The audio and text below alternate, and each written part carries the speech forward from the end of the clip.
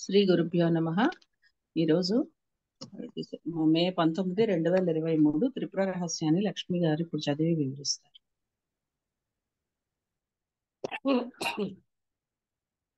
తర్వాత బ్రహ్మదేవుడు విష్ణువుతో మహర్షులతో కలిసి పరమేశ్వరుని వద్దకు వెళ్ళి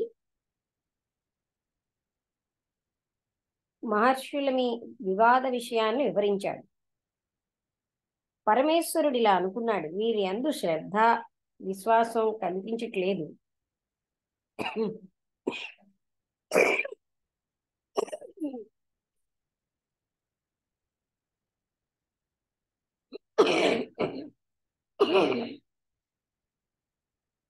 ప్రతి వ్యక్తి తన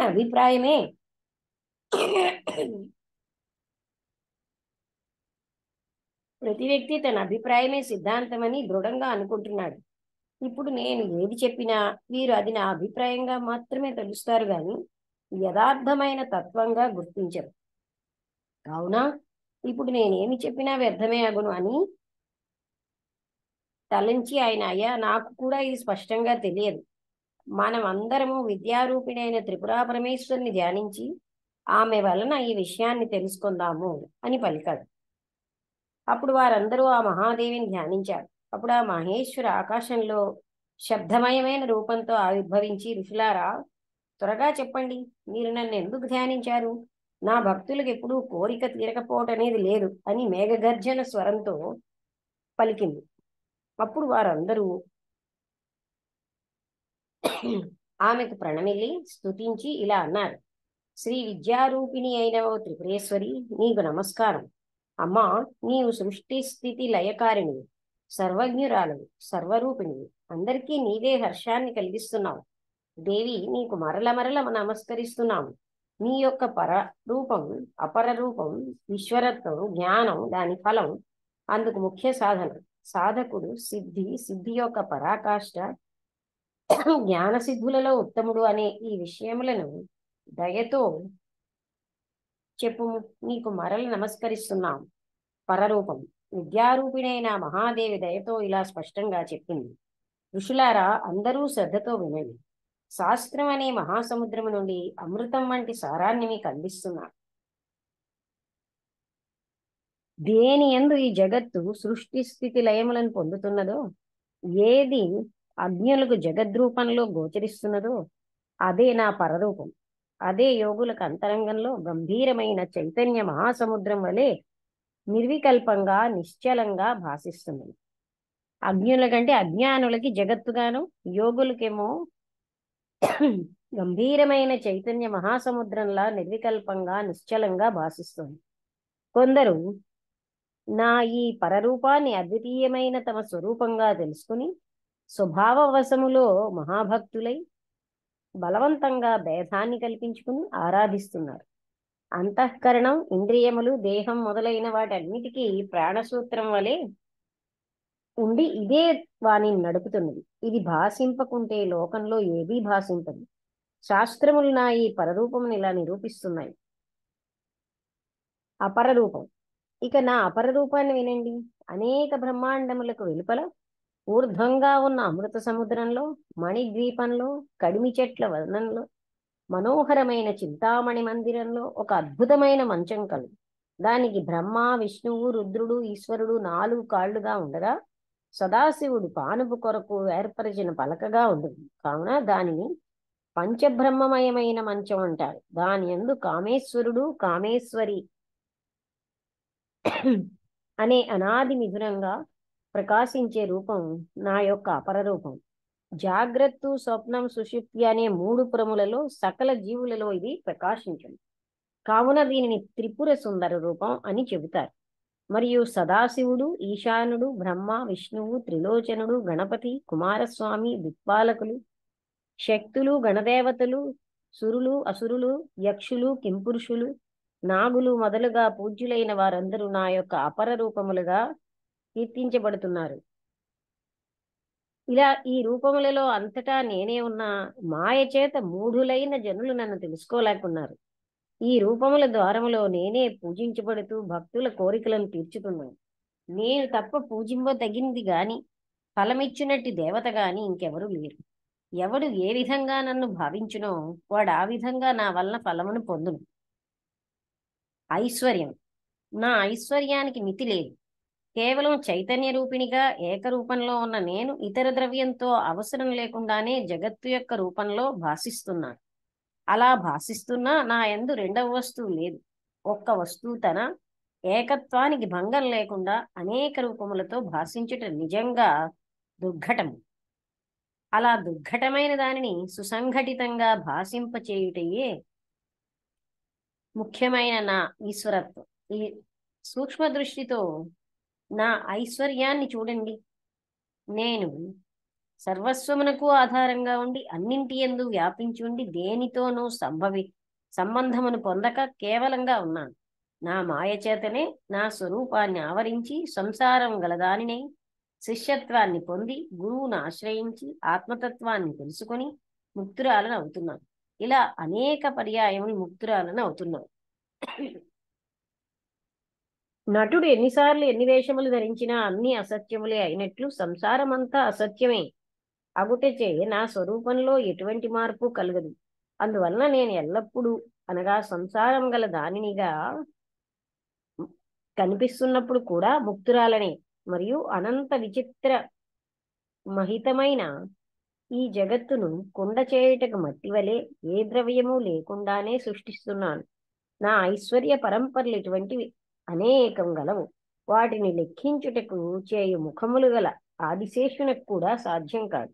1000 ముఖములు గల ఆదిశేషునకు కూడా సాధ్యం కాదు. జ్ఞానం ద్వైతం అద్వైతం పరం అపరం మొదలగు భేదముల చేత నా జ్ఞానం అనేక విధములుగా ఉంది. వాటి వలన కలిగే ఫలం కూడా అనేక విధములుగా ఉంది. ద్వైత జ్ఞానం. ద్వైతములో ధ్యానించేవాడు తన స్వరూపం కన్నా భిన్నంగా ఒకానొక దేవతా రూపమును గాని మంత్రమును గాని అవలంబించు. దేవతామూర్తులలో మంత్రములలో ఎన్నో భేదములు గలవు. అందువలన ద్వైత జ్ఞానం అనేక విధములుగా ఉంది. ఆ ధ్యానం స్వప్నరాజ్యంతో సమానం. అయినా అది చిత్తశుద్ధిని కలిగించి సఫలమే అవుతుంది. ఈ ధ్యానములలో నా యొక్క అపర రూపములలో ముఖ్యమైనదిగా వెనుక చెప్పి ఉన్న త్రిపుర సుందర రూపాన్ని అవలంబించి చేయు ధ్యానమే ముఖ్యమైనది. ఇదే చిత్తశుద్ధి మొదలుగా జ్ఞానసిద్ధికి సాధనములను సమకూర్చింది. కానీ అద్వైత విజ్ఞానమే శ్రేష్టమైనది. విద్యారూపిణి అయిన నన్ను చిరకాలం ఆరాధింపకుండా ఎవడైనా అద్వైత జ్ఞానాన్ని ఎలా పొందగలడు? అద్వైత జ్ఞానం దృశ్యమైన రెండవ పదార్థం ఏదీ లేకుండా కేవలంగా స్వయంగా ప్రకాశించే పరమ చైతన్యమే అద్వైత జ్ఞానం. అది అపరోక్షంగా అనుభవానికి వచ్చినప్పుడు ద్వైత జ్ఞానాన్ని తిరస్కరించింది. అర్థమును తెలుసుకున్న తర్వాత దాని యందు ప్రతిబింబములుగా గోచరిస్తున్న సర్పములు వ్యాఘ్రములు ఎలా భయం కంపం మొదలైన వాటిని కలిగింపలేవో అలాగే అద్వైత జ్ఞానం కలిగిన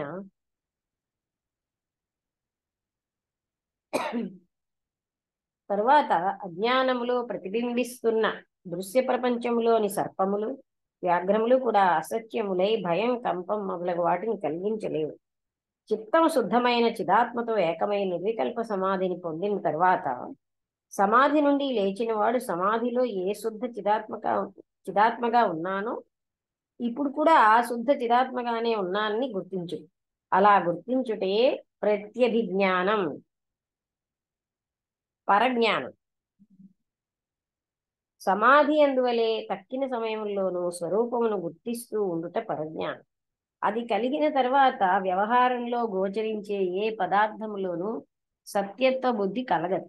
అద్దానికి భిన్నంగా ప్రతిబింబములకు ఎలా అస్తిత్వం లేదో ఆత్మయందు ప్రతిబింబిస్తున్న సకల పదార్థములకు ఆత్మకు భిన్నంగా అస్తిత్వం లేదు.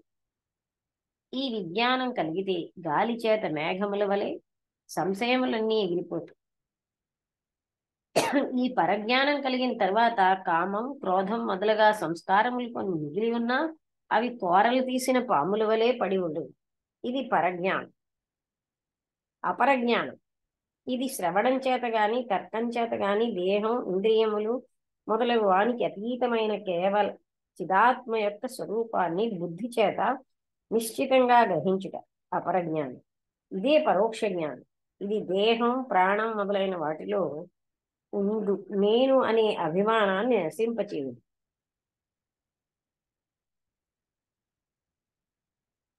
తర్వాత పరజ్ఞాన ఫలం. ఇక పరజ్ఞానం యొక్క ఫలమును వినండి. పరజ్ఞానం కలగగానే సకల దుఃఖములు నశిస్తాయి. ఎక్కడ దేని వలన భయం కలగకుండుటే మోక్ష ఫలం. ఇది తేలు, ఇది పాము, ఇది పెద్ద పులి అని రెండు వస్తువులు తోచినప్పుడే లోకంలో భయం కలుగుతుంది. గాఢ నిద్రలో రెండవ వస్తువే భాషించదు, కావున భయం కలగటం లేదు. అలాగే ఆత్మ కన్నా అన్యంగా ఏదీ లేదని రూఢిగా తెలిసిన వానికి వ్యవహార దశలో సూర్యోదయములో చీకటి వలె తనకన్నా భిన్నంగా రెండవ వస్తువే తోచదు. ద్వైత భావాన్ని వీడిన వానికి ఎక్కడా ఎప్పుడు దేని వలన భయం లేదు. కావున ఆత్మజ్ఞానం కన్నా భిన్నములైన ఫలములన్నీ భయకారణములే అగును. లోకంలో పుత్రుడు, భార్య, గృహం, ధనం మొదలైన ఫలములన్నీ కొంతకాలానికి అంతమొందక తప్పదు.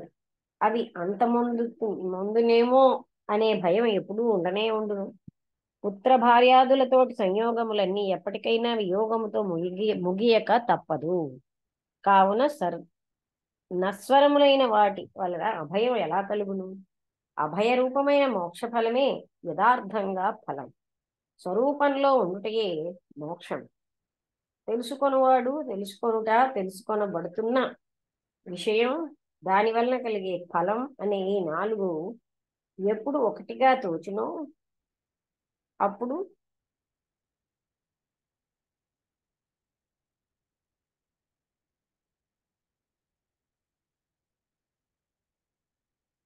అభయమైన మోక్షం కలుగును. ఇతర వస్తుభావములన్నిటినీ తొలగించుకున్న తర్వాత నిద్రలో తమస్సు ఆవరించినట్లు కాకుండా శుద్ధమైన ఆత్మస్ఫురణ ఏది కలదో అదే జ్ఞానం.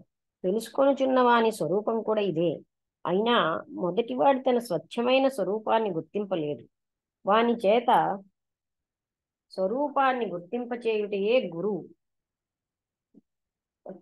గురువు శాస్త్రం చేస్తున్న పని. వాని చేత తెలుసుకొనబడుచున్న విషయం కూడా ఇదే. ఇలా జ్ఞాత, జ్ఞానం, జ్ఞేయం అనే మూడింటి యొక్క భేదం తొలగిపోవుటయే ఫలము. ఈ భేదములు నిజంగా లేవు, వ్యవహారం కొరకు కల్పించబడినవే. కావున కొత్తగా లభించిన ఫలం కూడా ఏదీ లేదు. ఎంతవరకు జ్ఞాత, జ్ఞానం, జ్ఞేయం, ఫలం అనే భేదములు భాషిస్తాయో అంతవరకు కొండవలే సంసారం నిలిచి ఉంటుంది. ఎప్పుడు ఈ భేదములన్నీ నశించి వీటికి ఆశ్రయంగా ఉన్న ఆత్మ భాషిస్తునో అప్పుడు సంసారం గాలి చేత మేఘం వలె విచ్ఛిన్నమై నశించును. ఇంకా సాధనం. ఇటువంటి మోక్షాన్ని పొందడానికి దాని యందు గాఢమైన వాంఛయే సాధనం. దాని యందు తత్పరత్వం లేకపోతే ఇతర సాధనములు వేయి ఉన్నా ప్రయోజనం లేదు. అది పూర్ణంగా ఉంటే వేరొక సాధనం అక్కర్లేదు. ఎలా అయినా దీనిని సాధిస్తానని ఎవడు తత్పరుడే ఉంటునో వాడు అన్ని విధాల ముక్తుడే. అటువంటి వాడు కొన్ని దినములలో గాని, మాసములలో గాని, సంవత్సరములలో గాని, జన్మాంతరములో గాని తప్పక ముక్తుడు అగును. బుద్ధి యొక్క నిర్మలత్వంలోని భేదాలని బట్టి ముక్తి ఇప్పుడు గాని మరికొంత కాలం వరకు గాని సంభవిస్తున్నది. భేదములను బట్టి గాని ముక్తి ఇప్పుడు గాని మరికొంత కాలానికి గాని సంభవిస్తుంది. సకల పురుషార్థాలని నశింపచేసే దోషములు బుద్ధి యందు అనేకములు ఉంటుంది. వాటి చేతనే జనులు ఎల్లప్పుడూ ఘోరమైన సంసారంలో తాపం చెందుతున్నారు. అనాశ్వాసం, కామవాసన, జడత్వం అని ఈ దోషములు 3 విధములుగా ఉన్నాయి. సంశయం, విపర్యము అని అనాశ్వాసము 2 విధములుగా ఉంది. మోక్షం ఉందా లేదా అని సందేహించుట సంశయం.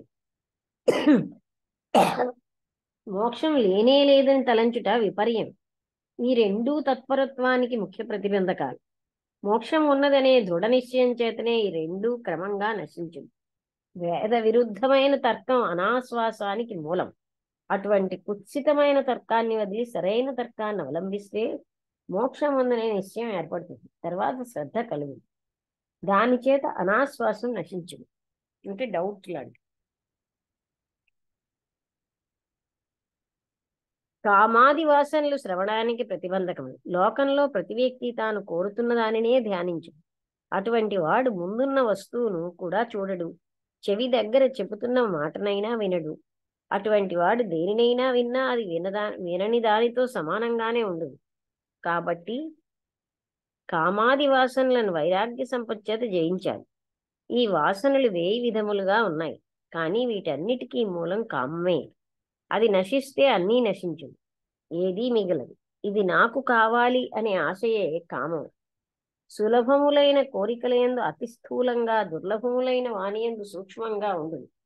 దృఢమైన వైరాగ్యంతో దానిని నశింపచేయాలి.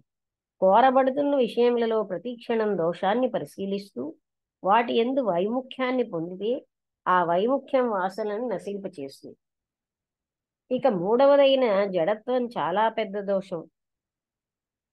జడత్వం గలవాడు ఎంత శ్రద్ధతో విన్నా విషయం వాని బుద్ధికి ఎక్కదు. ఆత్మదేవతారూపిణి అయిన నా యొక్క సేవ చేత తప్ప వేరొక విధంగా జడత్వం నశించదు.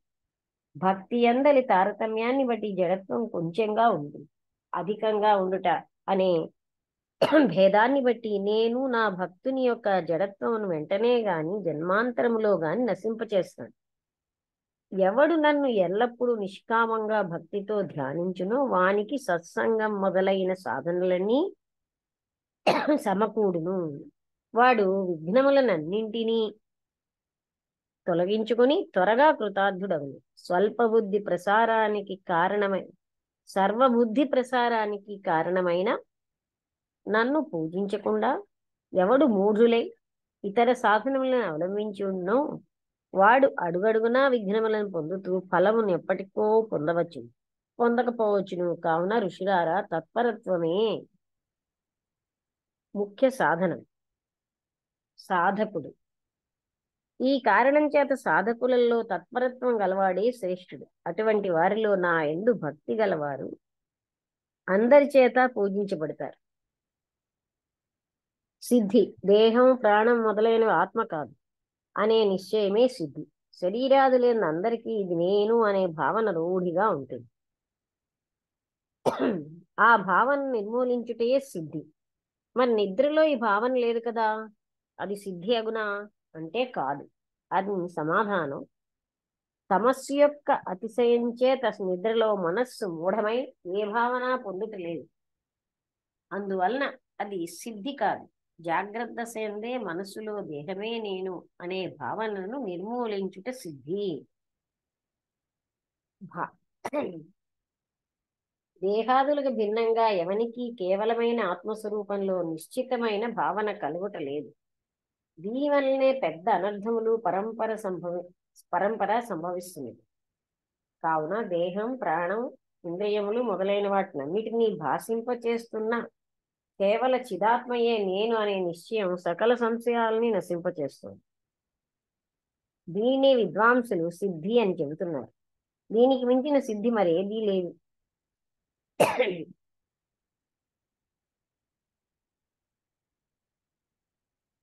ఆకాశగమనం మరియు అణిమ, మహిమ, గరిమ మొదలైనవన్నీ ఆత్మజ్ఞాన సిద్ధిలో 16వ భాగానికి కూడా సరిపోవు. అవన్నీ దేశకాలములకు అనుసరించి అల్పములైన ఫలములను ఒసంగును. ఆత్మజ్ఞాన సిద్ధి ఎక్కడైనా అర్థం కాకపోతే అడిగితే డిస్కషన్.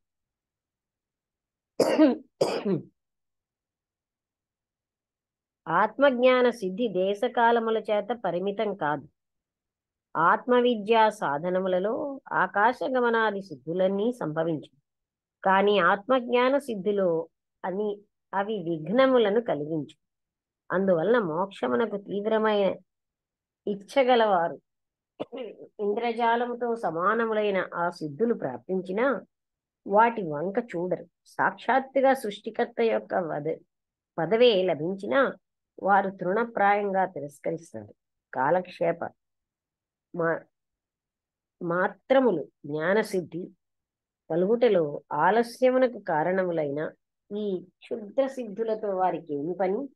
కావున ఆత్మజ్ఞాన సిద్ధి కన్నా మరొక సిద్ధి లేదు. దేని చేత శోకం పూర్తిగా నశించి బ్రహ్మానందం కలుగును అదే సిద్ధి గాని తక్కిందేది కాదు. సిద్ధి యొక్క పరాకాష్ఠ. అభ్యాసమునందలి భేదముల వలన బుద్ధి యొక్క నిర్మలత్వంలోని తారతమ్యం వలన పరిపాక విశేషము వలన ఆత్మజ్ఞాన సిద్ధి ఉత్తమము, మధ్యమము, ఉత్తమము, మధ్యమము, అధమము అని 3 విధములుగా ఉంది. గొప్ప అభ్యాసం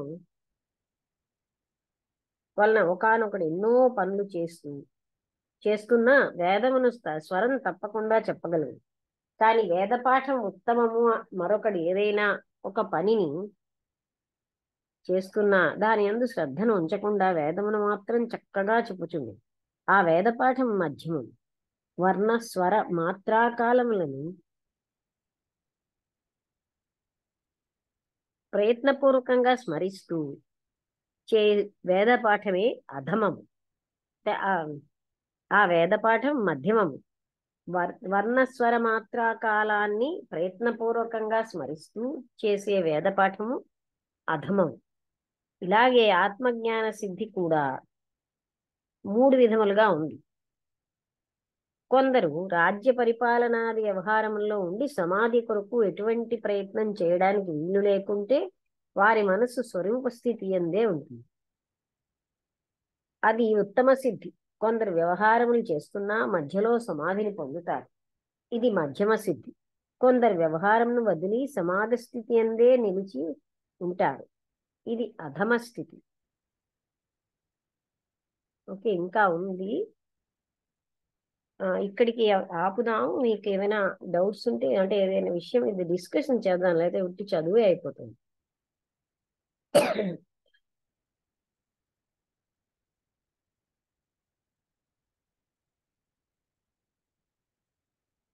ఏదైనా విషయం మీద మాట్లాడతారా, డౌట్ అడుగుతారా?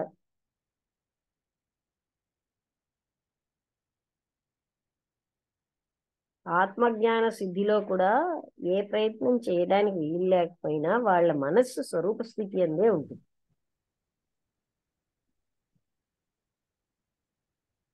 ఓకే,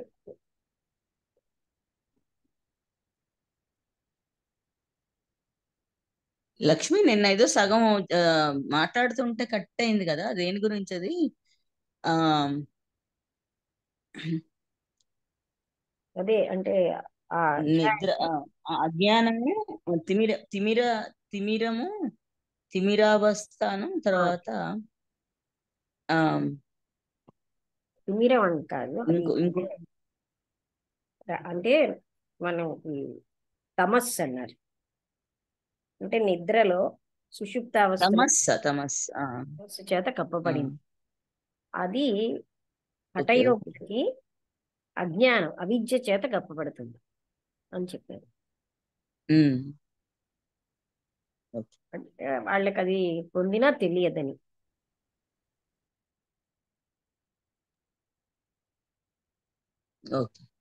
అంటే ఇలా వరుసగా చదివిన కంటే మనం ఏదైనా డిస్కస్ చేస్తే బాగుంటుందేమో అనిపిస్తుంది. ఆ డిస్కషనే వల్లే దానికి కొంచెం సౌందర్యం వస్తుంది. అలా చదువుతూ కంటే మధ్య మధ్యలో ఆపితే అప్పుడు డిస్కషన్ అవుతుంది. అంటే మరి ప్రతి పారాకి మధ్యలోనూ ఒక 2-3 పారాగ్రాఫ్ చదివి తర్వాత మళ్ళీ కంటిన్యూ చేస్తే చేసేవాళ్ళం. కొంచెం సేపు ఆపినా ఎవరు డిస్కషన్ మొదలెట్టకపోతే మళ్ళీ కంటిన్యూ చేసాం. అలా డిస్కషన్ వల్ల అది ఈ రోజు నేను కొంచెం నా గొంతు కొంచెం కష్టంగానే ఉంది. ఈ రోజు నేను కొంచెమే విన్నాను, కానీ అన్నిటికన్నా చెప్పేది ఏంటంటే ఆత్మ జ్ఞాన సిద్ధి, దాన్ని మించింది ఏదీ లేదు. మిగతావన్నీ మంత్రజాలంలో వస్తాయి. ఏదో గగన జ్ఞానము, లేకపోతే ఆకాశ గమనము, లేదా నీళ్ల మీద నడవడము, ఇటువంటివన్నీ ఐంద్రజాలికుల్లో ఉంటాయి ఈ సిద్ధులు. అవి అసలు మధ్యలో ఆత్మ జ్ఞాన సిద్ధికి కూడా అవి అవంతరాయంగా ఉంటాయి, అంతరాయంగా ఉంటాయి అన్నారు. ఇంకేమైనా ఉన్నదా నాకు తెలియదు. స్వరూప జ్ఞానం అంటే ఏంటి? స్వరూప జ్ఞానం అంటే అదే ఆత్మజ్ఞానమే. సాక్షాత్తుగా సృష్టికర్త యొక్క పదవే లభించిన వారు తృణపరాయంగా తిరస్కరిస్తారు. కాలక్షేప మాత్రములు జ్ఞానసిద్ధి కలుగుటలో ఆలస్యానికి కారణములైన ఈ క్షుద్ర సిద్ధులతో వారికి ఏమి పని? కావున ఆత్మజ్ఞాన సిద్ధి కన్నా మరొక సిద్ధి లేదు. దేని చేత శోకం పూర్తిగా నశించి బ్రహ్మానందం కలుగునో అదే సిద్ధి గాని తక్కిందేది కాదు అని అన్నారు.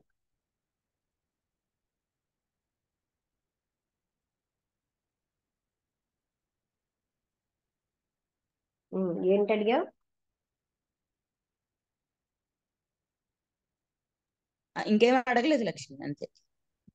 కేవల చిదాత్మయే నేననే నిశ్చయం సకల సంశయాల్ని నశింపచేస్తుంది. దీనినే విద్వాంసులు సిద్ధి అని చెబుతున్నారు. దీనికి మించిన సిద్ధి మరేదీ లేదు. స్వరూప జ్ఞానం అన్నా స్వస్వరూప జ్ఞానం అన్నా ఈ ఆత్మ జ్ఞానం అన్నా ఒకటే.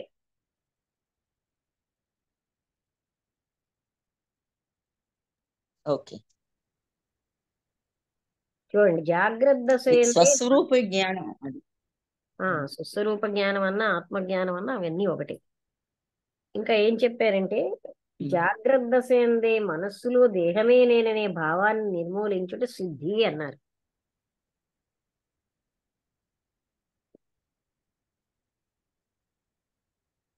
ఏంటేంటి మరొకసారి? జాగ్రత్త దశ అంటే జాగరూకంగా ఉన్నప్పుడు మనస్సులో దేహమే నేను అనే భావాన్ని నిర్మూలించుటే సిద్ధి. ఆ భావమే మనని బంధిస్తోంది. దేహమే నేను కాదు. దేహమే నేనన్న భావమే, దాన్ని నిర్మూలించడమే సిద్ధి.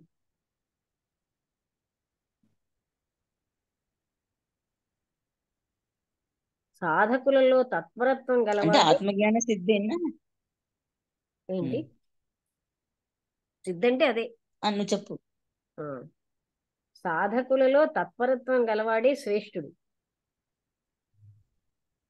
అలాంటి వాళ్ళలో నాయందు భక్తి గలవాడు అందరి చేత పూజించబడతాడు. నాయందంటే ఏంటి? ఆత్మతత్వంలో త్రిపురాదేవి మాట్లాడుతున్నాడు. ఉమ్, ఉమ్. ఎప్పుడు నన్ను నిష్కామంగా అంటే ఎవడు ఇప్పుడు సస్వరూప చెప్పు. సస్వరూప సిద్ధి అన్న ఎన్లైటన్మెంట్ అన్న రెండు ఒకటే. అన్నీ ఒకటి. ఉమ్, ఎప్పుడు ఎల్లప్పుడూ నిష్కామంగా భక్తితో ధ్యానించునో ఎవడు నన్ను భక్తితో ధ్యానించునో వానికి సత్సంగం మొదలైన సాధనలన్నీ సమకూరు. వాడి విఘ్నములన్నింటినీ తొలగించుకొని త్వరగా కృతార్థుడవుతాడు. సర్వబుద్ధి ప్రసారానికి కారణమైన నన్ను పూజించకుండా ఎవడు మూఢుడై ఇతర సాధనాలను అవలంబించునో వాడు అడుగడుగునా విఘ్నాలను పొందుతూ ఫలాన్ని ఎప్పటికో పొందకపోవచ్చును. కావున ఋషులారా, తత్పరత్వమే ముఖ్య సాధనము. ఉమ్. ఈ విధంగా ఋషులు అడిగిన దానికి త్రిపురాదేవి శబ్ద రూపంలో వచ్చింది.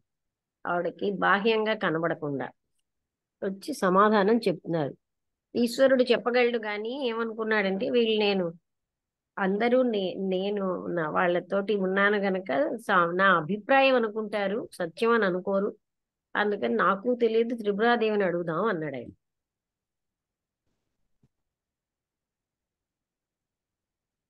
ఎవరు?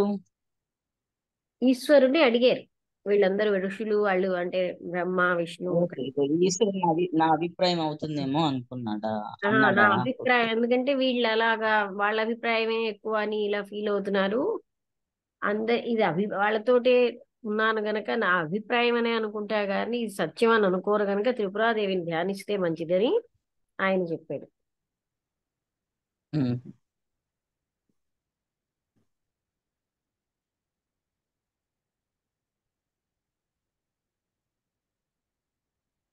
ఈ త్రిపుర రహస్యం అనేది ఏదైనా పురాణంలోదా?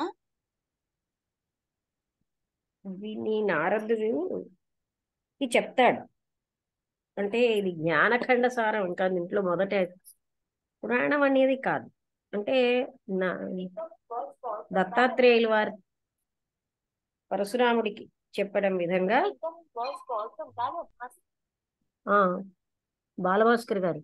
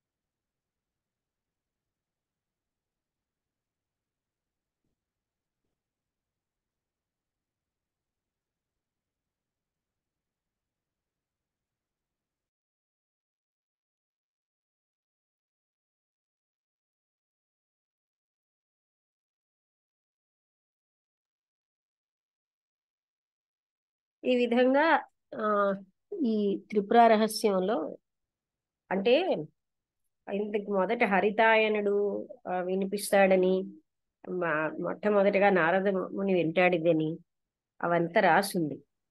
అది నువ్వు వినలేదు. ఇది వేరే పురాణం. ఇది ప్రత్యేకంగా దత్తాత్రేయుల వారు పరశురాముడికి చెప్తారనమాట ఈ జ్ఞానాన్ని. మ్హూ.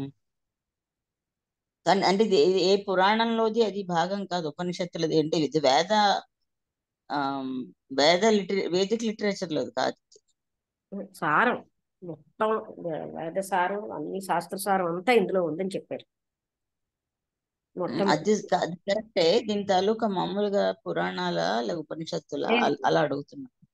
ఉపనిషత్తుల సారం అంతా ఉంది. ఉపనిషత్తులు కాదు ఇది, అంటే అది వేరు కదా. ఆ సారం అంతా ఇందులో ఉందని చెప్తున్నారు. మ్, సరే. అయితే మనం ఇప్పుడు 39 అయింది, ముగించేద్దామా? ఆ, నాకు ఓకే. నువ్వు ఎన్ని గంటలకు బిగించేస్తావో నాకు తెలియదు. మ్, మ్. అదే అందరూ కొంచెం లేటుగా వస్తున్నారు. 8:07 ఎంతో అయింది. ఆహా. ఈరోజు వెళ్ళావా అనకాపల్లి? లేదు, వెళ్ళలేదు ఇవాళ. ఇంకా అంత ఇది లేదేమో అనిపించింది. ఓ, ఈరోజు వెళ్ళలేదా? ఉహు. వాళ్ళు కూడా ఓకే. వద్దన్నారు, ఇంత ఒంట్లో బాగాలేక రాకండి అని. ఆ, అది మొరమల్ల కూడా అది క్యాన్సిల్ అయిపోయింది, ఎందుకంటే టికెట్లు అవైలబుల్ కావు ఉహు. నిత్య కళ్యాణాన్ని. ఆహా. సో అది కూడా క్యాన్సిల్ అయిపోయింది. రికార్డింగ్ ఆపిస్తాను. ఆహా, అది క్యాన్సిల్ అయిపోయిందా?